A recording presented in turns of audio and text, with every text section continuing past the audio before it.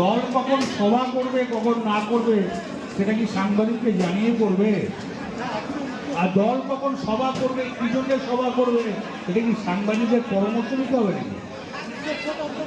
উদ্দেশ্য যেটা আছে সেটা আপনারা বুঝতে পারবেন। আপনাদের কাজ আপনারা করুন, আমাদের কাজ আমরা করছি।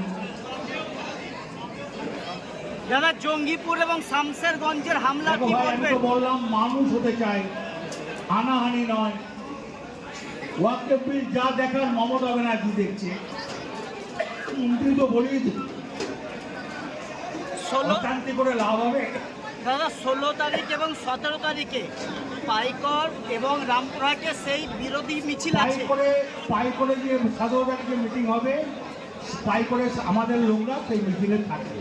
আর নলাটি যে 16 তারিখে মিটিংয়ে হবে সেখানে রাজু থেকে, পিন্টু থেকে, অশোক থেকে, পঞ্চায়েত সমিতি মেম্বার থেকে সবাই থাকবে।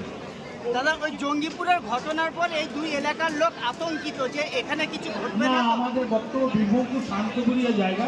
আপনার বাড়ি বীরভূম তো, তাহলে আপনার বাড়ি যখন বীরভূম তাহলে আমি খুব ভালো করে যে এটা খুব শান্তপুরিয়া জায়গা। আমার এখানে কোনো, আমরা তাই হিন্দু মুসলমান একসঙ্গে মিটিং করলাম, আমাদের ভিতরে কোনো অশান্তি নাই। কর্মীদের বার্তা দিলাম, ওই শুনতেই পেলেন, সবই তো শুনতে পেলেন। যা ভালো করে চলতে হবে, থাকতে হবে, রাজনৈতিক মানুষের সঙ্গে মানুষ হতে হবে।